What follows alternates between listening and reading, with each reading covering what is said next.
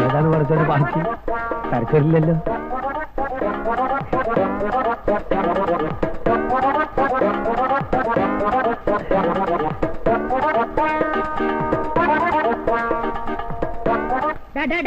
ഇതെന്താ ഒരുത്തൻ മാറുമ്പോ വേറൊരുത്തൻ ടാറ്റ കമ്പനിയിലെ ഷിഫ്റ്റ് പോലെ. ഞാനല്ല, അവൾ അവിടുന്ന് ഇങ്ങോട്ട് കണ്ണുമൂക്കും കാണിച്ചതാ. എനിക്ക് ഈ ലേഡീസ് എന്ന് പറഞ്ഞാൽ തന്നെ പേടിയാ. എന്തിന്? നിങ്ങളോട് ഈ കാലം വരെ ഒരു അക്ഷരം ഞാൻ മിണ്ടിയിട്ടുണ്ടോ?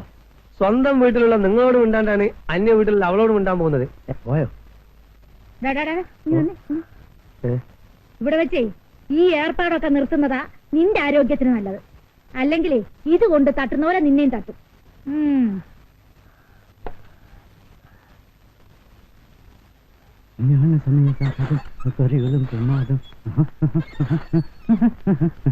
ഹലോ, എങ്ങോട്ടായി വാണംവിട്ട പോലെ പോകുന്നത്? ബാങ്ക് മാനേജർ ഒന്ന് കാണണം. അവര് മോളിലില്ല, ഇപ്പൊ താഴെയുണ്ട്. ഓ ആ, നമ്മളാരാ മനസ്സിലായില്ലോ? മിസ്റ്റർ മാലയോഗം. മാലയോഗം എന്ന് വെച്ചാല്? ബ്രോക്കർ. എന്തിന്റെ ബ്രോക്കർ? Marriage broker. അത് ശരി, അല്ല വേറൊന്നും അല്ല. എടാ, നീ ആ കുന്നുംപുറത്തെ കമലാക്ഷിയുടെ മോനെ നല്ല കിളി പോലത്തെ പെണ്ണാന്നും പറഞ്ഞു ഒരുത്തിയെ കൊണ്ട് കൊടുത്തില്ലേ? ഒരാഴ്ച കഴിഞ്ഞപ്പം അവള് വേറൊരുത്തന്റെ കൂടെ പോയി. ഇതാന്നോടാ നിന്റെ കിളി പോലത്തെ പെണ്ണ്? എന്റെ പൊന്ന് ചേച്ചി, ഞാൻ സത്യകേടൊന്നും കാണിച്ചിട്ടില്ല. കിളി ഒരിടത്ത് അധിക നേരം ഇരിക്കാറില്ല. മറ്റു വല്ലയിടത്തുനിന്നല്ല, തീറ്റ കാണുമ്പോ അത് അങ്ങോട്ട് പറന്നു പോകും. പിന്നെ ഫാമിലി ലൈഫ് സാറ്റിസ്ഫൈഡ് അല്ലെങ്കിൽ ഇങ്ങനെയൊക്കെ സംഭവിക്കാം.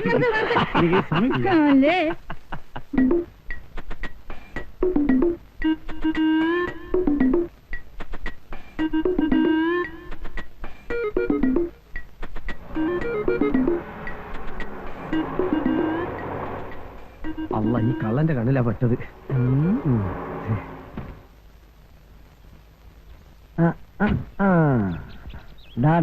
കള്ള ബെടുവാ, പെട്രോൾ ഊറ്റിയാണല്ലേ?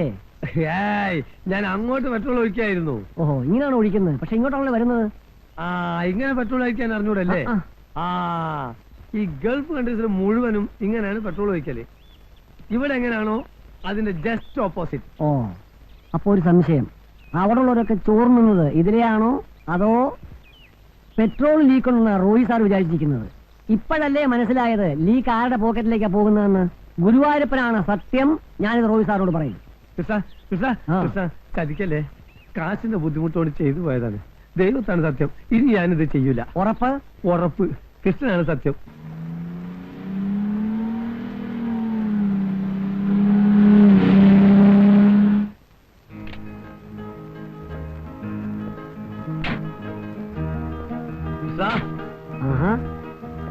ഉസ്താദ് വന്നോ?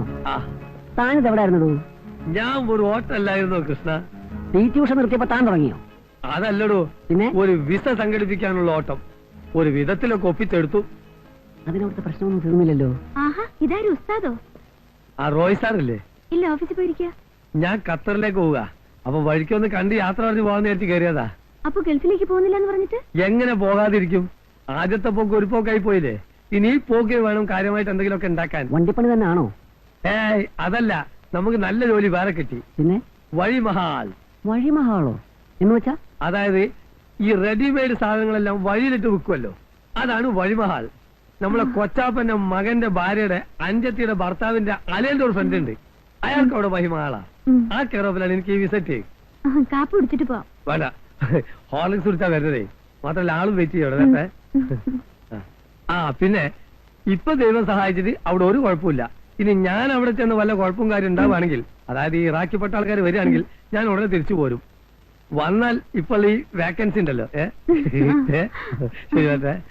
Okay, see you, come again.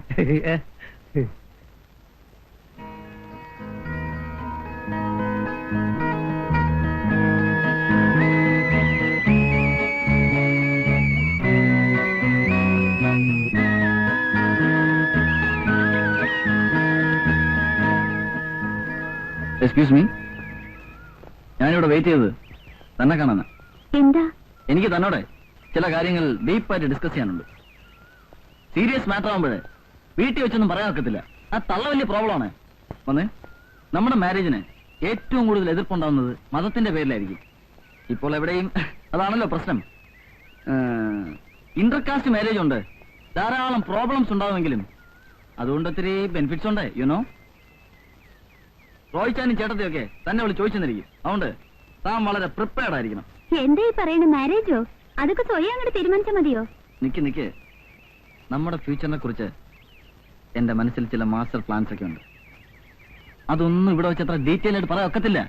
അതുകൊണ്ട് താൻ നാളെ 3:30 ഹോട്ട്സ്പോട്ടിൽ വരണം. അയ്യോ, ഞാൻ വരില്ല. എന്നാ അങ്ങനെ പറഞ്ഞ് പഠിച്ചേക്കല്ലേ. I will wait there. You must come. ഞാൻ അന്നേ പറഞ്ഞതാ അവനെ ഇവിടെ നിർത്തണ്ടെന്ന്. ഇതുപോലുള്ള ചുറ്റിക്കളിയൊക്കെ അവന്റെ കയ്യിലുള്ളത്. ആ പെണ്ണിനെ കുറ്റം പറഞ്ഞിട്ട് കാര്യമില്ല. അവൻ ഇവിടെ ആദ്യം വന്നപ്പോഴേ അവളെ കണ്ടു കാണും. അല്ലെങ്കിൽ ഞാനുള്ളപ്പോ ഹോസ്റ്റലിൽ നിന്ന് കെട്ടി അവൻ ഇങ്ങോട്ട് വരത്തില്ലെന്ന് എനിക്കറിയാം. എനിക്ക് അതൊന്നും അല്ലാന്നേ. വെറുതെ നന്നായിട്ടിരിക്കുന്ന ആൾക്കാർ തമ്മിൽ മുഷിയേണ്ടി വരുമല്ലോ എന്ന് ഓർക്കുമ്പോഴാ. ഇങ്ങനെയായ മുഷിയേണ്ടി വരും. അവനെ ഇവിടെ നിർത്തിയാൽ ശ്രീദേവിയായിട്ട് മാത്രമല്ല ഈ കോളനിയിലുള്ള എല്ലാവരുമായിട്ടും മുഷിയേണ്ടി വരും. ഞാൻ ഇങ്ങനെയൊന്നും വിചാരിച്ചതല്ല. അവനെ ഹോസ്റ്റലിലേക്ക് അയക്കുന്നതാ നല്ലത്. അവളെ എത്രയും വേഗം ഹോസ്റ്റലിലേക്ക് മാറ്റണം. ഇനി ഇവിടെ നിർത്തണ്ട. ശ്രീലക്ഷ്മി റെനിയോട് മിണ്ടാനൊന്നും പോവാറില്ല. ഓരോന്ന് പറഞ്ഞ് അവൻ അവിടെ പുറകെ നടക്കുന്നത്. ശരിയായിരിക്കാം.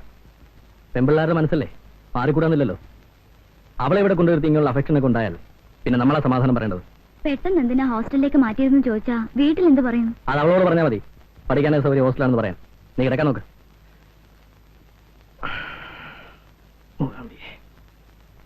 ഷൈനി, ആ നീ ഇതെങ്ങോട്ടാ? ഞാനൊന്ന് വീട് വരെ പോവാ. അതിന് എത്ര പെട്ടെന്ന്? കുറച്ച് ദിവസമായാലും വീട്ടിൽ പോയിട്ട് അച്ഛനെ ഒന്ന് കണ്ടിട്ട് വരാന്ന് വിചാരിച്ചു.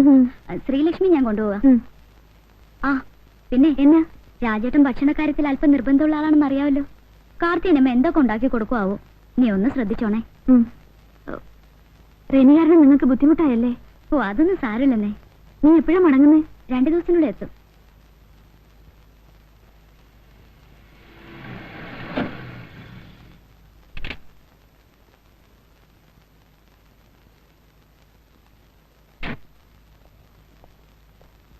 കാർത്തിയനമ്മേ,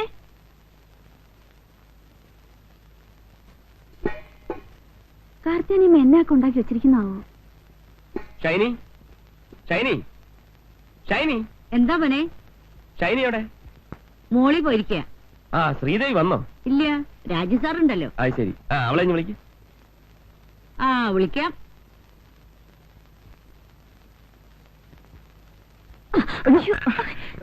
Sorry, അജിത്താ, കണ്ടില്ല. കാപ്പി മുഴുവൻ സാരിയിലായി ഷൈനി. ഞാനത് അറിയാതെ. സാരില്ല, അല്ല, ചൂട് കാപ്പിയായിരുന്നു. സോറി. ഷർട്ടിലൊക്കെ ആയില്ല. സാരല്ല. ഷർട്ട് മാറ്റിക്കോളൂ. കുഴപ്പമില്ല. ഞാൻ കണ്ടില്ല.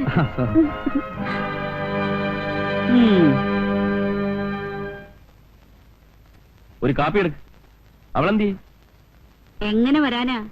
എന്തു പറ്റി? പറ്റാതെ സൂക്ഷിക്കണം. എനിക്കത്രേ പറയാനുള്ളൂ.